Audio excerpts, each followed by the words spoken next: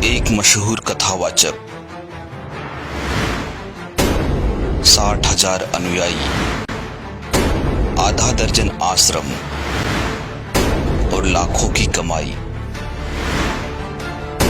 आखिर इन भागवताचार्य को क्यों आना पड़ा संत रामपाल जी महाराज की शरण में? जी हाँ दोस्तों, यह शख्स कोई आम इंसान नहीं बल्कि वृंदावन धाम के मशहूर कथावाचक लक्ष्मी नारायण जी शास्त्री हैं, जिनके अलग अलग स्थानों पर लगभग आधा दर्जन आश्रमों में इनको गुरु और भगवान मानकर पूजा जाता था। जो मेरा आश्रम है वो वृंदावन में है, परकम मार्ग में पड़ता है। श्री राधेश्याम निकुंज आश्रम के नाम से दुनिया जानती है और मेरे जो शिष्य हैं वो आना जाना वहाँ तांता लगा रहता है, क्योंकि गुरु पूर्णिमा भी मनाई जाती है। कभी कभी हम जयपुर में मना लेते हैं। जहाँ जहाँ 5-6 हमारे ठिकाने हैं, जैसे कि थाना गाजी है, अलवर डिस्ट्रिक्ट में पड़ता है, और इधर मतलब का है जो कि जो है इधर विराटनगर में, इधर मतलब का है जो कि जयपुर के अंदर भी है अपना, यानी कि मानसरोवर में सुमेरनगर के अंदर, और इधर बगरू के अंदर भी है अपना। तो ये 4-6 ऐसे ठिकाने थे कि वहाँ लोगों को आना जाना रहता था अपना, और फिर अच्छा खासा सिस्टम अपना ठीक ढंग से चल रहा था। भागवत कर रहे थे, पैसा भी चौखा था, आनंद ले रहे थे। लक्ष्मी नारायण जी शास्त्री ने बताया कि कैसे उनको भागवत कथा करने की प्रेरणा मिली और कैसे उन्होंने भागवत कथा आरंभ की। ये वहाँ गए थे वृंदावन, तो एक संत से मिलन हुआ और संत ने कहा कि आप मेरे आश्रम में आइए। तो वहाँ एक व्यास जी थे, बड़े बड़े घुंघराले बाल थे, वो देखा उसका सिस्टम। तो मैंने कहा यार इससे मुलाकात हुई और गुरुजी मैंने फिर बात भी रख दी अपनी। मैंने कि इनकी सानिध्य में मैं भागवत सीख लूँ तो कैसा रहे आपके आश्रम में रह करके।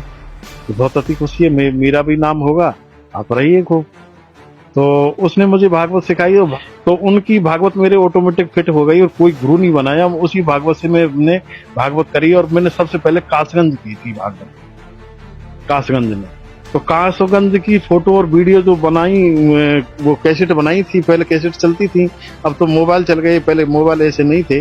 तो उस पीरियड में यानी कि जो फोटो वीडियो को फिर मैं हिंडौन में मेरे साथियों को मैंने बताया, काफी लोगों को बताया, उन्होंने सराहना की कि आप तो अच्छे खासे जैसे हो, बड़े बड़े बाल थे और वो सिस्टम से वास्तविक ब्याज जैसे नजर आ रहे हो। धीरे धीरे मतलब यानी कि कुल मिलाकर के आगे बढ़ता ही चला गया। महाराज जी ने यह भी बताया कि कैसे उन्होंने भागवत कथा के माध्यम से भ्रमित ज्ञान बताकर लोगों को भी भ्रमित करना शुरू कर दिया। कमाने के लिए और इनकी शौक मौज कराने के लिए हमारी एक होड़ सी हो गई और हम कुछ असलियत चीज नहीं बताने के बजाय और उसमें हम लोगों को ढालते गए और पैसा ऐंठते रहे और अपना पेट पालती और अच्छी जीवन ढंग से हम गुजारते हुए चले गए। लक्ष्मी नारायण जी ने बताया कि वे एक आलीशान जीवन जीते थे और भागवत कथा के दौरान उनके मेकअप और कपड़ों पर प्रतिदिन हजारों रुपए खर्च होते थे। तो ये देखा कि मतलब यानी कि काज दूसरी मतलब एक पंथ दो काज, कहते हैं कि हर का भजन पेट का धंधा, और इसको नहीं करे तो मूर्ख अंधा। तो इसमें मैंने कि एक पंथ दो काज भी हो रहे हैं, पैसा भी चोखा आ रहा है और जिधर जा रहे हैं स्वागत हो रहा है, गुलाबों को पुष्पों की माला गले में डल रही है। कम से कम एक खेत दूरी तक पुष्प बिछा देते हैं लोग जब हम चलते हैं, गाड़ी से उतरते हैं, और फिर गाड़ी भी लेके जाती है अपने रूम तक। रूम से फिर कहीं कहीं तो ऐसा सिस्टम को होटलों में भी बुक करा देते थे।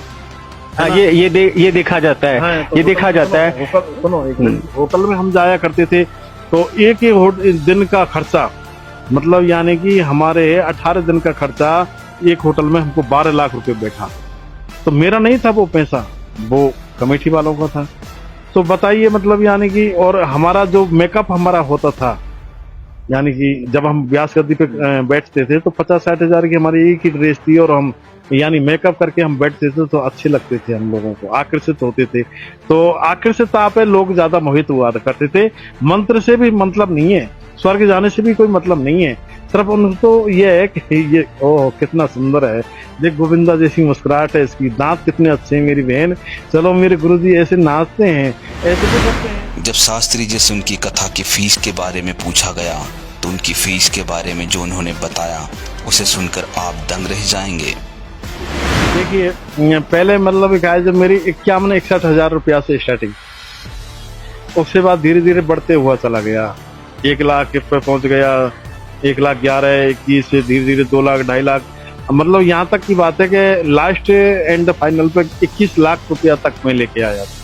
केन्या से पानी के जहाज में दिल्ली के सेठ ने एक प्रोग्राम करवाया था, तो उसमें 21 लाख रुपए दिए थे मुझे।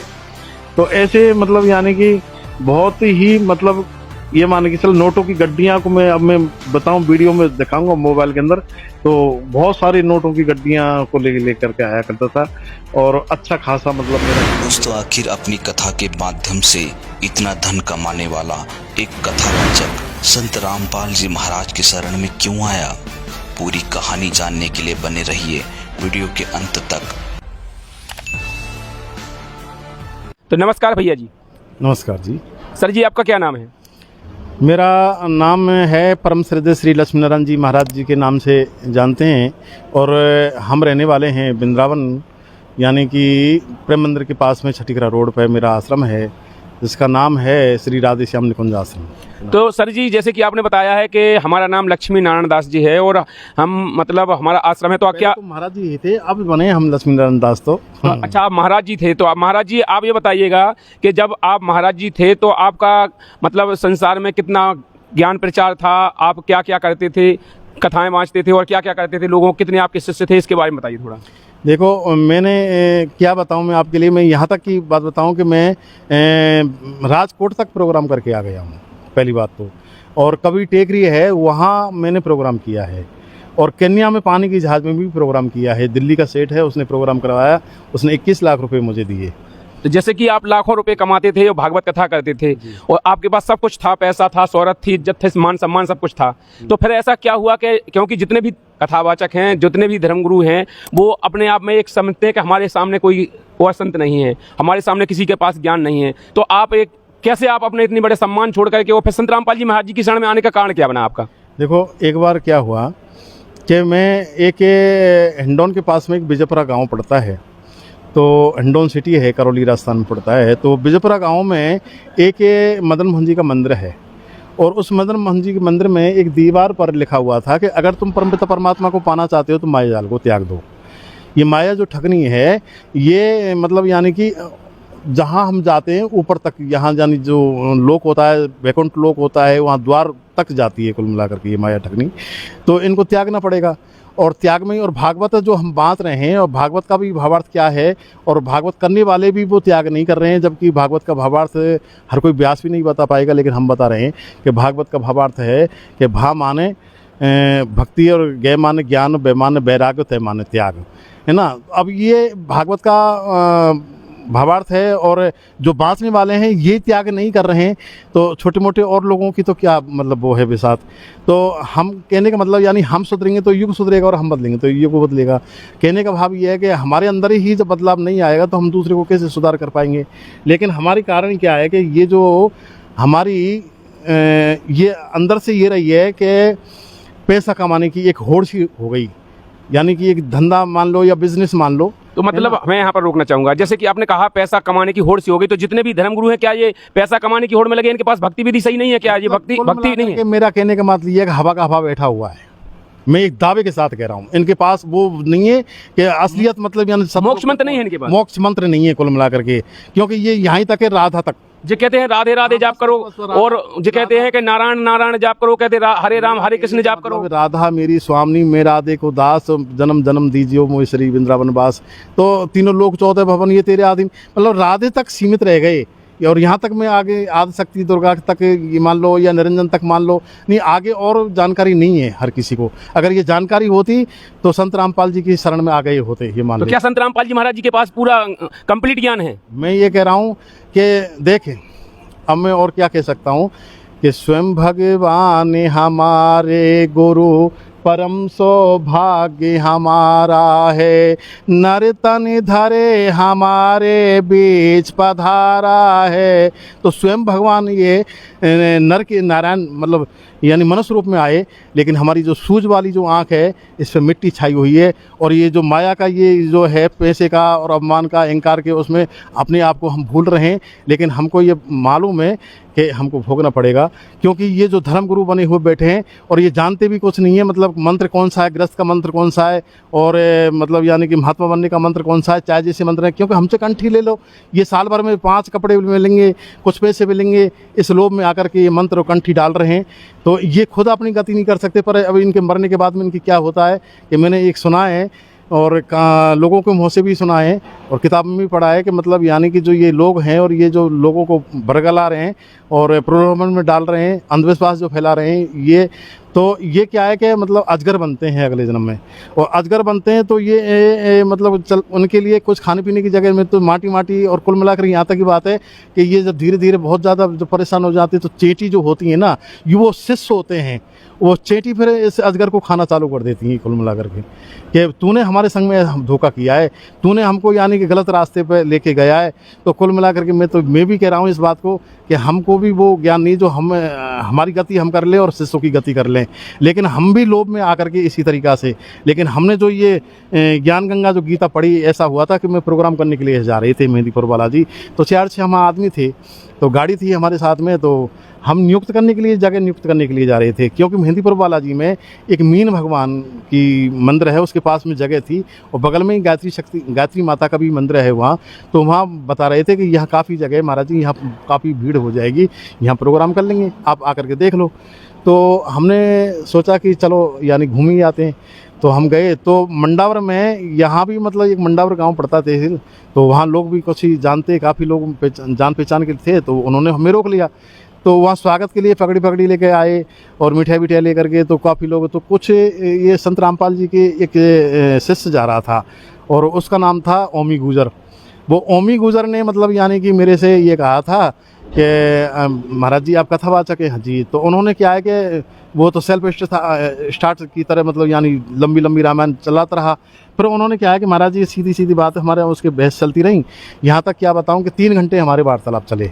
फिर 3 घंटे वार्तालाप से फिर वो अपने घर पे ले गया कि आज महाराज जी नहीं जाने दूंगा, आज तो यहाँ रुकना पड़ेगा। तो फिर हम वहाँ ठहर भी गए। तो उन्होंने क्या किया कि मुझे जीने की राह पुस्तक दी, फिर ज्ञान गंगा पुस्तक लेके आया कि महाराज जी ये पढ़ो। फिर वीडियो मतलब यानी कि सर्च करके और ये यानी सारी बात मतलब हमने पढ़ी, तो हमको एकदम यानी कि 80-50 ने हम भूल गए। कुल मिलाकर के शास्त्र वास्त्र के जो हमारे अंदर जो ज्ञान था वो सब भूल गए। मैंने कि अब हमारा बचना नहीं है, हम तो वास्तविक पतन की ओर जा रहे हैं। और हमारे साथ में क्या गुजरती, तुरंत ही मतलब हमने यानी कि उनसे कहा, ओमी भैया हमको यानी कि जो नामदान केंद्र पे ले चलो और हम गुरु दीक्षा लेंगे। वास्तविक ये पर हम तो पहचान नहीं पाए, हम तो यानी कि लोगों ने ऐसे बरगला ला के और ऐसे वो कर दिया कि संत रामपाल देशद्रोही है, ये है वो है। तो इस तरीक़ा से मतलब क्या है जो कि लोगों की भ्रांतियाँ, और ये आजकल क्या है भीड़ चाल तो है ही है, एक दूसरे को खींच रहा है और ऐसे खींच रहा है जैसे मतलब यानी कि एक ड्रम में 100 केकड़े भरे पड़े हुए हैं, पहला केकड़ा निकलने की कोशिश करा है तो दूसरा केकड़ा उसकी टांग पकड़ के और खींच रहा है। तो इस तरीक़ा से एक वो हो गया। उन्हीं संत वास्तविक ये रामपाल जी हैं, हकीकत में परम पूर्ण ब्रह्म, ये मैं दावे के साथ कहता हूँ। जैसे कि आपने इतने दिन गुरु पद पर रहे हैं आप, तो आपके हजारों शिष्य होंगे जी। तो आप अपने शिष्यों के लिए क्या कहोगे आप? मैं शिष्यों से, और मैंने पहले भी वीडियो बनाई है, इससे पहले बनी है, तो सतलोक के वो है चैनल वाले, तो उनमें भी मैंने कहा था शिष्यों से तो यही कहना चाहता हूँ कि जितने भी मेरे मतलब यानी कि 50-60 हज़ार जो शिष्य हैं, उनसे ये जो जहाँ प्रोग्राम किए वहाँ शिष्य बने, तो उनसे यही कहना चाहता हूँ कि भाई कुल मिला करके हमें आज जो हमें ज्ञान हुआ है, कुल मिला करके या हमारा कोई सौभाग्य समझते हैं हम, जो कोई पुण्योदय हो गया, जो संत रामपाल जी की शरण में आ गया। नहीं हम ने तो हमारा उद्धार ना आपका उद्धार।